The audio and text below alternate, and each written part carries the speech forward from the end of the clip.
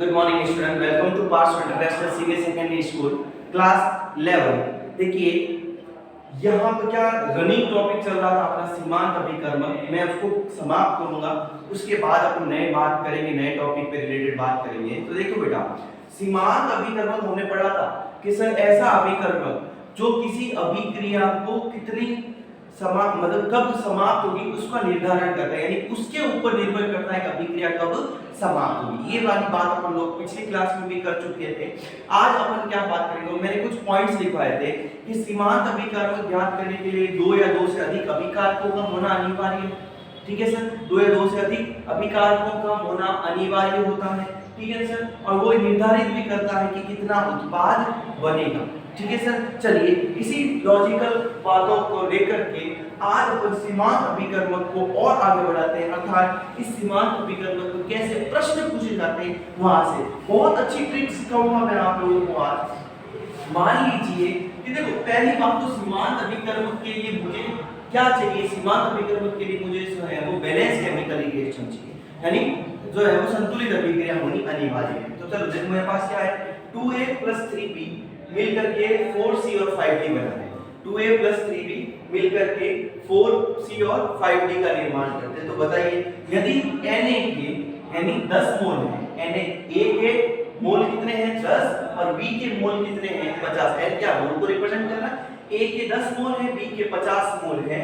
तो बताइए सीमांत अभिकर्मक, एक तो अपने को क्या ज्ञात करना है बेटा, सीमांत अभिकर्मक लिमिटिंग रिएजेंट, और उत्पाद के मोल कितने बनेंगे वो ज्ञात करना।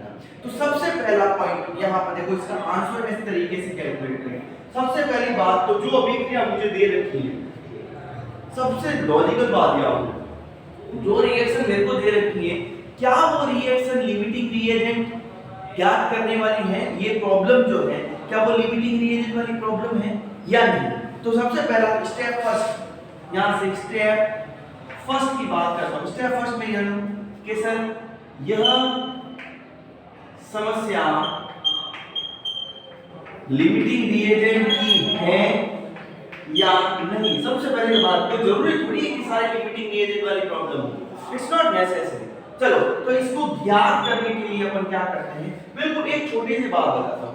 आपका जो स्टोइकियोमेट्रिक, क्योंकि ये अभिकारकों में ही ज्ञात है, उत्पाद में इससे लेना देना नहीं है, तो अपने कहते हैं कि स्टोइकियोमेट्रिक कोएफिशिएंट का जो अनुपात है, अगर वो मोलों के अनुपात के बराबर है, स्टोइकियोमेट्रिक कोएफिशिएंट का अनुपात यदि मोलों के अनुपात के बराबर है, तब तो ये लिमिटिंग रिएजेंट की प्रॉब्लम है ही नहीं, और अगर ये नहीं है तो ये लिमिटिंग रिएजेंट की प्रॉब्लम। यानी मैं यहां क्या लिखूं, देखो stoichiometric coefficient of A, stoichiometric coefficient of B is equal to, ठीक है सर, अगर वो किसके इक्वल है, Na और Nb, तब अगर ये दोनों बराबर हो गए तो वो लिमिटिंग रिएजेंट की प्रॉब्लम नहीं है। समझ गया आपकी बात। और अगर stoichiometric coefficient of A, stoichiometric coefficient of B is not equal two moles of A and moles of B, तो ये क्या है बेटा, लिमिटिंग रिएजेंट की प्रॉब्लम है। ठीक है, चलो अपन यहां लगा करके देख लेते हैं बेटा क्या है। स्टोइकियोमेट्रिक कोएफिशिएंट कितना है कि सर 2:3, यही है ना। देखो 2:3 बराबर मोल कितने हैं बेटा, 10/50। चलो सॉल्व कर लेते हैं, तो भी कितना आता है 1/5, यही आता है ना, 50 1/5। तो क्या 2/3 is not equal to 1/5, that means ये जो प्रॉब्लम है वो लिमिटिंग रिएजेंट की प्रॉब्लम है। समझ में आई बात, बहुत इजी है। आपको क्या करना है, जो भी संतुलित अभिक्रिया का जो अनुपात है, अगर वो दिए गए मोलों के अनुपात के समान है, तब तो वो सीमांत अभिकर्मक की प्रॉब्लम ही नहीं है, और अगर वो समान नहीं है तो सीमांत अभिकर्मक की प्रॉब्लम है। चलिए यहां से अपन स्टेप सेकंड को उठाते हैं, जो ज्ञात करना है सर लिमिटिंग रिएजेंट को फाइंड आउट करो। लिमिटिंग रिएजेंट क्या होगा, लिमिटिंग रिएजेंट को ज्ञात करें। बहुत छोटी सी ट्रिक बताता हूं आपको। लिमिटिंग रिएजेंट देखना है कि सर मैं यहां लिख देता हूं, जिस अभिकारक का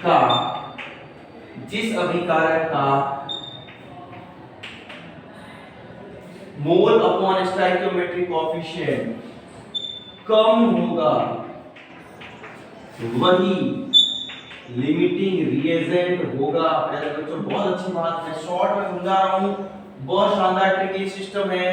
क्या कह रहा है, जिस अभिकारक का मोल बटा स्टोइकियोमेट्रिक कोएफिशिएंट का अनुपात कम होगा वही लिमिटिंग रिएजेंट होगा। तो देखो दो है हमारे अभिकारक, तो पहले क्या बात करेंगे ए के सापेक्ष, ए के सापेक्ष देख लो, ए के मोल कितने हैं n upon stoichiometric Na upon stoichiometric coefficient of A लगा दो। Na कितना है 10, मोल कितने 10, स्टोइकियोमेट्रिक कोएफिशिएंट कितना 2, आंसर कितना आया बेटा 5, कितना आया 5। B के सापेक्ष देखो, B के सापेक्ष Nb upon stoichiometric coefficient of B, चलो B कितना दे रखा है 50, मोल कितने 50 डिवाइड बाय 3, काटो बेटा कितना आएगा, लगभग आएगा आपका 16 पॉइंट समथिंग 990 समथिंग इतना आएगा। ठीक है ना सर, तो ये आ गया आपका मूल कांसेप्ट। अब देखो इसकी बात है, जिसका कम होगा वो लिमिटिंग रिएजेंट है, जिसका कम है ए, तो यहां लिख दो ए आर लिमिटिंग रिएजेंट है। फुल क्लियर है? ठीक है सर, सिंपल से फटाफट से इसका स्क्रीनशॉट ले लो ताकि मैं यहां से रब कर सकूं। ठीक है, चलिए इसको मैं क्या करता हूं,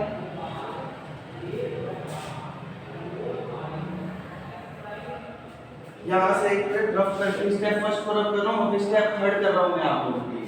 क्या स्टेप थर्ड क्या कहता है, इसे मोल फाइंड आउट करने, मोल स्टेप 3, स्टेप थर्ड कहता है मोल निकालने बेटा, मुझको क्या निकालने, मोल निकालने। मोल कैसे कैलकुलेट करेंगे आप, मोल कैलकुलेट करने की बहुत सिंपल सी ट्रिक है। क्या, मोल कांसेप्ट लगा दो, ए के सापेक्ष ही तो उत्पाद बनेगा, तो सी और डी किसके सापेक्ष बनेगा, ए, क्योंकि ए पहले खत्म हो रहा है, तो बस लगा दो आप, क्या होगा कि sir Na upon stoichiometric coefficient is equal to, mole क्या निकालोगे,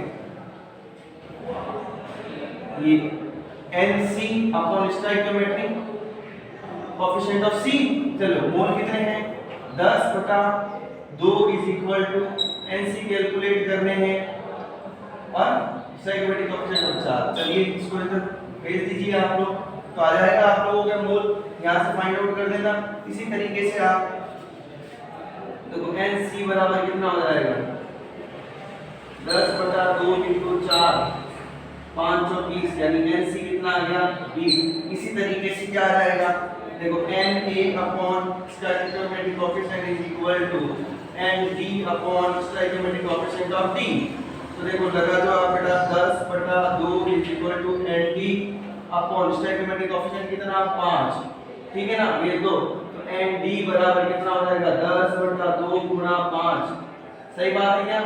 चलिए इसका मतलब क्या हो गया, Nd कितना हो गया 25 मोल, कितना बन गया 25 मोल। इस तरीके से आपको क्या बने, उत्पाद के भी मोलों को आराम से ज्ञात कर लेना, ठीक है ना सर। चलिए तो अब मैं आप लोगों को यहाँ से इसका फटाफट से बेटा स्क्रीनशॉट है, फटाफट से एक पूरी इनका रिवाइज करवा देता हूँ। क्या कहता है, ये कह रहा है कि आपको सीमांत अभिकर्मक ज्ञात करने, कैसे, सबसे पहले समस्या को देखो, क्या वो सीमांत अभिकर्मक की समस्या है, किस तरीके से कैलकुलेट करेंगे कि सर सीमांत अभिकर्मक को हम करेंगे कि अगर स्टोइकियोमेट्रिक कोएफिशिएंट का अनुपात अगर मोल अनुपात के बराबर नहीं है तो सीमांत अभिकर्मक का उदाहरण नहीं है, और अगर वो बराबर है तो सीमांत अभिकर्मक जो है वो की समस्या नहीं है, और बराबर नहीं है तो सीमांत अभिकर्मक की समस्या है। फिर आप स्टेप सेकंड की बात की अपन लोगों ने, स्टेप सेकंड में क्या कहा कि सर आप क्या करो, एक ट्रिक याद रखो, mole upon stoichiometric coefficient, mole upon stoichiometric coefficient. तो यहां से आप आराम से निकाल दो, लिमिटिंग रिएजेंट कौन आया आपका ए को आधार मानो, क्यों, क्योंकि एक लिमिटिंग रिएजेंट है, पहले खत्म हो रहा है, अगर वो पहले खत्म हो रहा है तो उसके सापेक्ष अगर इसके जो है वो इतने ही उत्पाद बनेंगे, और उत्पादों को क्या निकाल दिया अपन ने, मोल निकाल दिया। आई होप प्यारे बच्चों आपको समझ में आया होगा। इसके कुछ और उदाहरण आगे और चर्चा करेंगे, तो इसको फटाफट से स्क्रीनशॉट ले लें और इसको कॉपी में नोट डाउन करें। फिर मिलते हैं कल, थैंक यू सो मच।